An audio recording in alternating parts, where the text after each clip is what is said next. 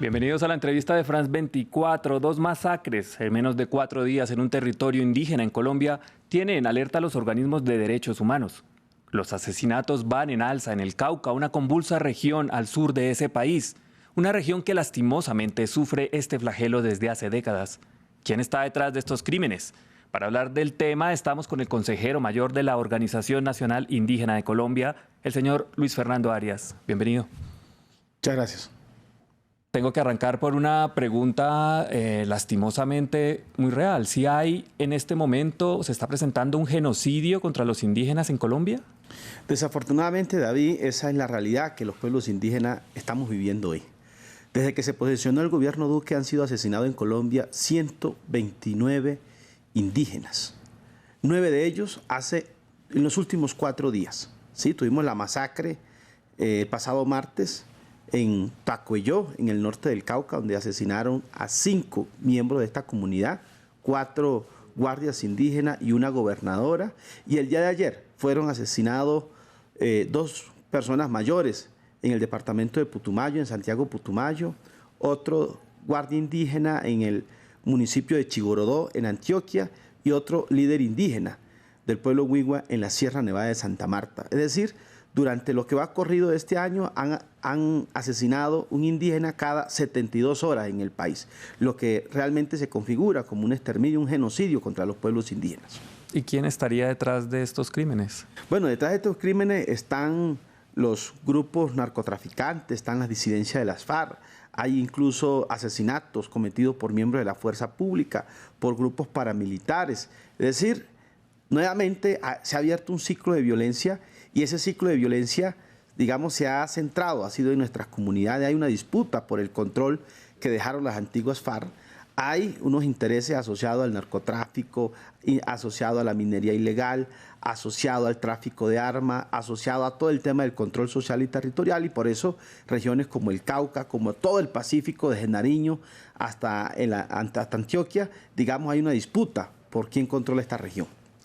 ¿Y por qué los indígenas son un obstáculo? ¿Qué es lo que ustedes están defendiendo que los pone como un objeto de tiro al blanco? Bueno, los pueblos indígenas hoy somos un obstáculo para los actores armados porque los indígenas hemos definido defender nuestros territorios, ejercer el control social, el control territorial, no permitir, digamos, grupos armados en nuestros territorios. Nosotros, con la firma del Acuerdo de Paz de La Habana, pensamos que la guerra iba a ser parte del pasado.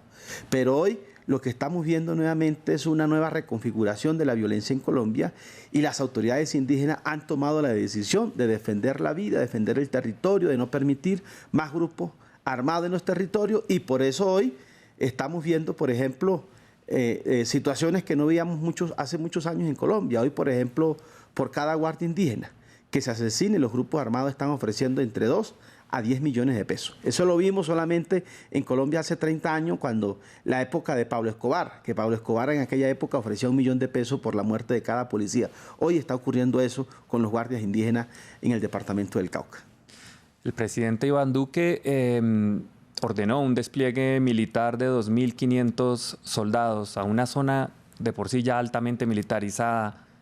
¿Usted qué le parece esa respuesta del gobierno colombiano? Mira, David, no pasaron 24 horas que el presidente de la República hizo el anuncio de militarizar esta región cuando ocurrió una segunda masacre el día de ayer. Fueron masacrados 5 personas más en condiciones muy parecidas. 4 personas de ellas fueron masacradas en el municipio de Corinto y otro tanto en el municipio de Caloto, que hace parte de la misma región, del mismo círculo donde está Toribío, Caloto, Miranda y el municipio y Tacuelló, que fue donde ocurrió esta masacre. Es decir, el presidente hace el anuncio, ocurre en menos de 24 horas otra masacre. Lo que va a significar es que la militarización lo que va a traer es mayor conflicto, mayor escalamiento del conflicto, y eso no es lo que requiere la región.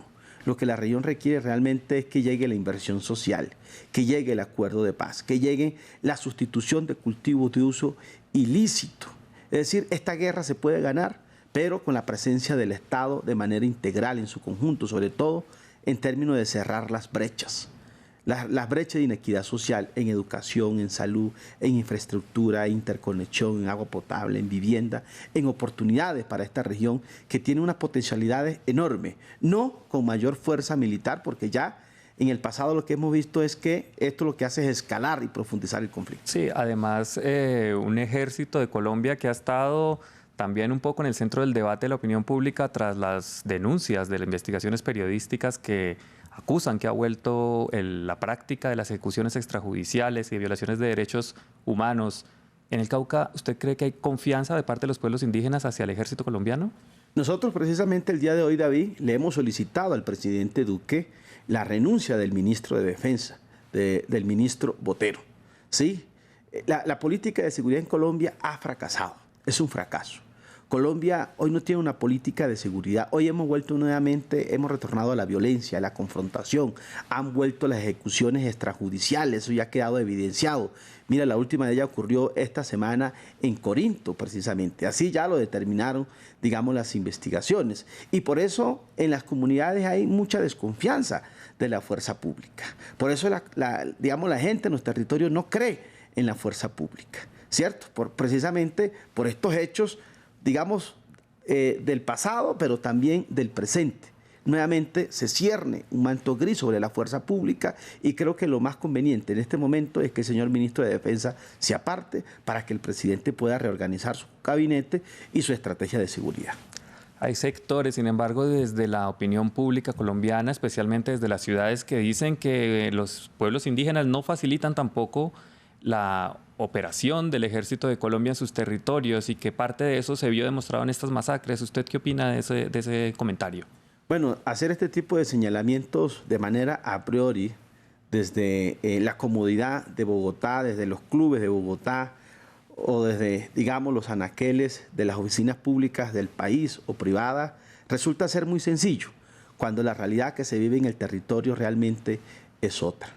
¿Cuál es la realidad que tenemos en el territorio? La realidad que tenemos en el territorio es que tenemos una región militarizada, una región en disputa por los carteles de la droga, por las disidencias de las FARC, por los paramilitares, una región en un abandono institucional, en una orfandad por parte del Estado, una región que el Estado, digamos, no ha llegado a la presencia del Estado, no ha llegado el acuerdo de la paz, en el que las comunidades están reclamando la presencia social del Estado, ¿verdad? La inversión social de las comunidades.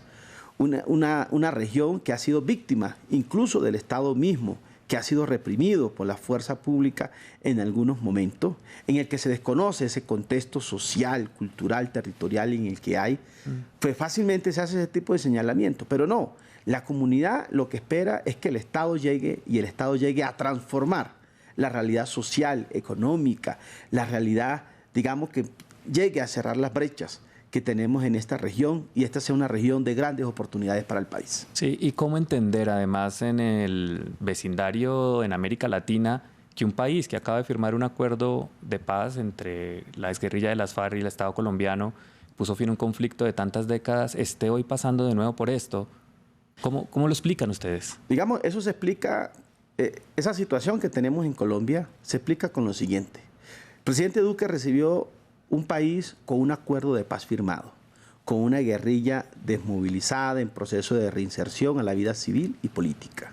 Hoy estamos en un escenario, después de 15 meses de gobierno, en un escenario de profundización de la violencia, de retorno del conflicto, de retorno de la guerra, con un proceso de genocidio como el de los pueblos indígenas, con un ascenso, digamos, de los asesinatos, con un ascenso de los grupos disidentes de las FARC. Eso tiene que ver con que aquí no hay gobernabilidad, con que el país perdió el rumbo en materia de gobernabilidad, pero sobre todo porque la estrategia fue equivocada.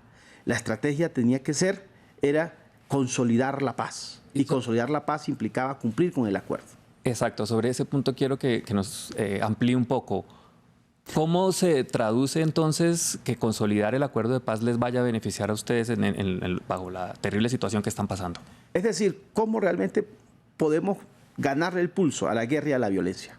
Implementando el acuerdo. ¿Eso qué significa? Eso significa implementar la reforma rural integral. Significa llegar a las comunidades rurales con las tierras dotarlas de tierras. Significa llegar con los proyectos productivos, con las vías, con la educación, con la salud, con los proyectos de seguridad alimentaria, con la interconexión eléctrica, con todo lo que se acordó en La Habana. Significa llegar con los programas de desarrollo de enfoque territorial, que se hizo un ejercicio participativo con las comunidades indígenas, campesinas, con los alcaldes, con las agremiaciones comunitarias. Es decir, hubo todo un proceso de construcción participativa en la que la gente participó y en la que se identificaron no menos de 13.000 iniciativas con enfoque étnico que los territorios están esperando que se implementen, que se desarrollen.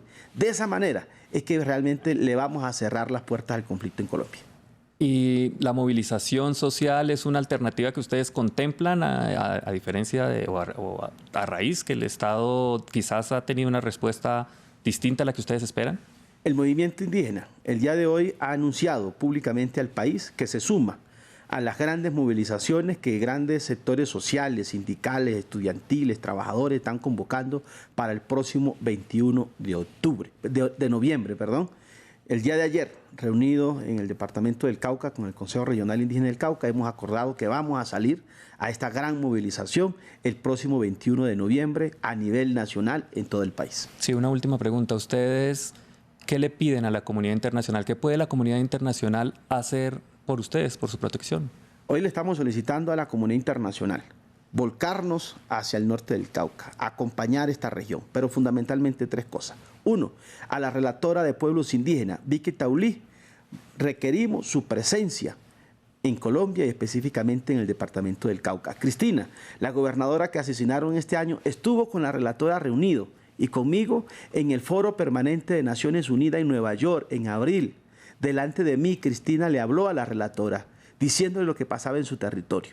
Hoy Cristina la están enterrando en su territorio. Si Vicky viene, ya no la va a encontrar, pero esa es la realidad.